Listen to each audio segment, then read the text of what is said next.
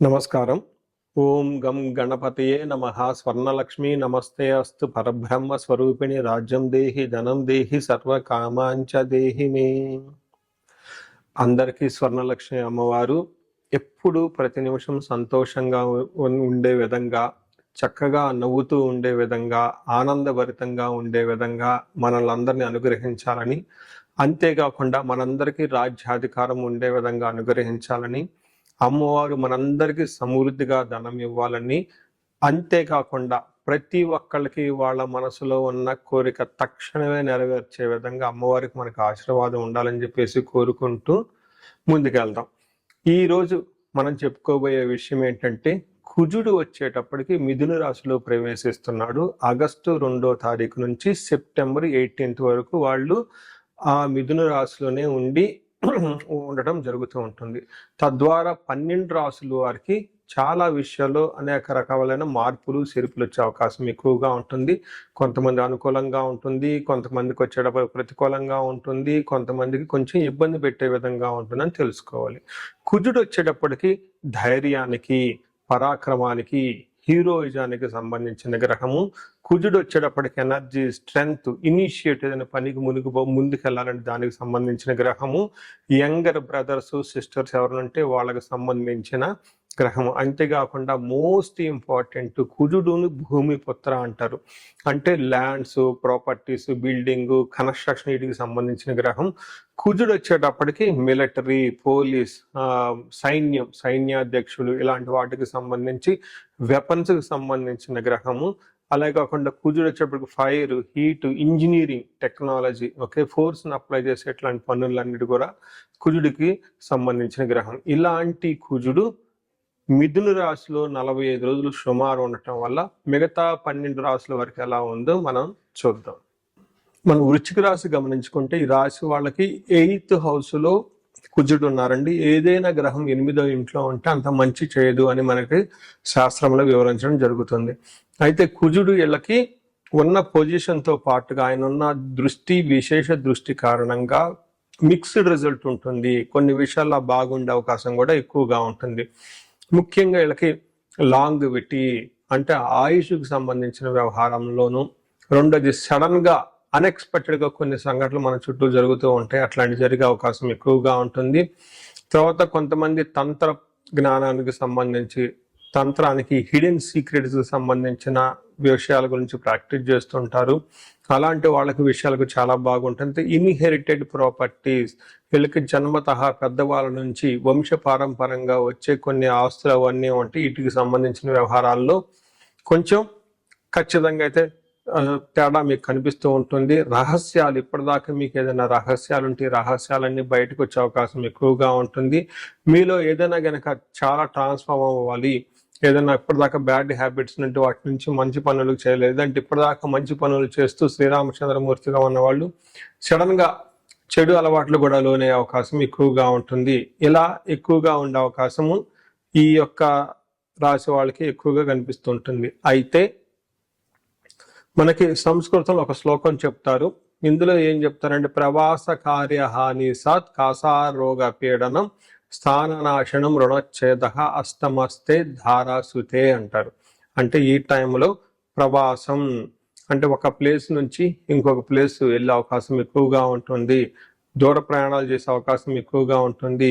Out of station వెళ్ళే అవకాశం ఎక్కువగా ఉంటుంది. అంతేకాకుండా కార్యహాని సాత్, ఏదైనా పని చేస్తే అందులో కార్యం అనేది జయం రాకుండా ఇబ్బంది పడిపోతూ ఉంటారు. కాసారోగ పీడనం, ఎక్కువగా చెస్ట్ కంజెస్టెడ్ గా ఉండేసి విపరీతంగా దగ్గు వచ్చే అవకాశం ఎక్కువగా ఉంటుంది. వీటితో పాటుగా స్థాన నాశనం, మీకున్న పొజిషన్లు కానివ్వండి, మీకున్న కీర్తి ప్రతిష్టలో కానీ అనుకున్నంతగా మంచి పేరు రాకుండా ఇబ్బంది పడిపోతూ ఉంటారు. రుణచ్ఛేద అని చెప్తారంటే రుణం, అప్పు అంటే అప్పులు విపరీతంగా వాళ్ళు వచ్చేసి మీకు ఎవరైనా ఉంటే అప్పులు విపరీతంగా ఇబ్బంది పెట్టే అవకాశం ఎక్కువగా ఉంటుంది. ఇది అంత మంచి పొజిషన్ కాదు. ఎప్పుడైనా డబ్బులు ఇచ్చేవాళ్ళు కానీ డబ్బులు పుచ్చుకునే వాళ్ళు కొంచెం ఆగి కరెక్ట్గా 1-2 సార్లు డాక్యుమెంటేషన్ వెరిఫికేషన్ చేసుకొని చేయాల్సిన పరిస్థితి ఈ 45 days గమనించాలి. అయితే ఇందులో ఒక పాజిటివ్ న్యూస్ కూడా ఉందండి. అదేంటంటే మీకు విపరీతంగా ధనం వచ్చే అవకాశం ఎక్కువగా ఉంటుంది. ధనంతో పాటు విజయము. ఈ యొక్క కుజుడు మీకు కొంచెం ఇబ్బంది పెట్టినప్పటికీ ఫైనల్ గా మీకు సక్సెస్ ని, ధనాన్ని ఇచ్చే అవకాశం చాలా ఎక్కువగా ఉందని గమనించుకోవాలి. మనం ఈ రాశి వారికి పరిహారాలు చూసుకుంటే ఇందులో పరిహారాలు 2-3 రకాలుగా చెప్తానండి. ఒకటి సెల్ఫ్ రెమెడీస్, మీరు చెప్పుకునే పరిహారాలు చెప్తాను. రెండో పరిహారం మీరు గమనించుకుంటే ఈ యొక్క శ్రావణ మాసాన్ని దృష్టిలో పెట్టుకొని ఈ శ్రావణ మాసాన్ని ఎలా సద్వినియోగం చేసుకోవాలో దాని గురించి పరిహారాలు చెప్తాను. తర్వాత విశేష పరిహారాలు ఉన్నట్టు మీ యొక్క ఇండివిడ్యువల్ జాతకానికి సంబంధించిన పరిహారాలు 3 లెవెల్లో పరిహారాలు చెప్తాను. ఫస్ట్ ఏంటంటే మనకు శ్రావణ మాసం వస్తుంది కాబట్టి ఈ శ్రావణ మాసాన్ని మనం సద్వినియోగం చేసుకునే విధంగా స్వర్ణలక్ష్మి విశేష హోమం అనేది ఒక హోమం జరుగుతూ ఉంటుంది. ఎవరైనా గనక అది నా సమక్షంలో జరుగుతూ ఉంటుంది. ఎవరికైతే 16 మంది లక్ష్మీలు కావాలి, సిద్ధలక్ష్మి, మోష్టలక్ష్మి, ఇష్టలక్ష్మి, గజలక్ష్మి, ఇలా అనేక మంది లక్ష్మీల యొక్క కటాక్షం మీకు కావాలనుకుంటే స్వర్ణలక్ష్మి విశేష హోమం జరుగుతూ ఉంటుంది. ఇక్కడ స్వర్ణలక్ష్మి అమ్మవారి దేనికి ప్రతీక అంటే మీ యొక్క సంపదలకి విలువ పెరగటానికి స్వర్ణలక్ష్మి అంటారు. అంటే ఆల్రెడీ మనకు ఇల్లు ఉండొచ్చు, సంపాదన ఉండొచ్చు, పిల్లలు ఉండొచ్చు, అందరూ ఉండొచ్చు. అయితే వాటికి విలువ ఇంకా పెరగటానికి కావాల్సిన ఒక శక్తి అమ్మవారిని స్వర్ణలక్ష్మి అంటారు. ఈ యొక్క స్వర్ణలక్ష్మి విశేష పూజ చేయడం జరుగుతుంటుంది. అమ్మవారికి ఎంతో ఇష్టమైన తామర పూలతో ఈ యొక్క హోమం చేయటం జరుగుతుంటుంది. అమ్మవారికి ఇష్టమైన అనేక పుణ్య ద్రవ్యాలు మొత్తం ఈ పూజ సామగ్రి వాడటం జరుగుతుంటుంది. ఇది అయిపోయిన తర్వాత ప్రతి ఒక్కరికి 3 వెండి కాయిన్స్ ఇవ్వటం జరుగుతుంటుంది. ఒకటి బీరువాలో పెట్టుకోవడానికి, ఒకటి మీ పర్సులో పెట్టుకోవడానికి, ఒకటి పారే నీళ్ళల్లో డ్రాప్ చేయటానికి. ఇలా ఒక కుబేర మూటని కూడా ఇవ్వటం కూడా జరుగుతూ ఉంటుంది. ఇది గ్రూప్ గా సామూహికంగా చేయటం జరుగుతూ ఉంటుంది. దీన్ని అందరూ సద్వినియోగం చేసుకోవాలని చెప్పేసి నేను కోరుకుంటున్నాను. నెక్స్ట్ రెమెడీస్, ఈ కుజుడికి సంబంధించిన ఇంట్లో చేసుకునే రెమెడీస్ ఏంటంటే ఫస్ట్ కందులు 1 kg దానం ఇవ్వగలిగితే చాలా బాగుంటుంది. సుబ్రహ్మణ్యేశ్వర స్వామి భుజంగ స్తోత్రం చదివితే ఇంకా చాలా బాగుంటుంది. ఎవరైనా గనక ఇంకా ఆంజనేయ స్వామి గుడికి వెళ్ళి మంగళవారం గనక ఆకు పూజతో గనక పూజ చేయించగలిగితే ఇంకా బాగుంటుంది. ఇవి సెల్ఫ్ రెమెడీస్ అని చెప్పుకోవచ్చు.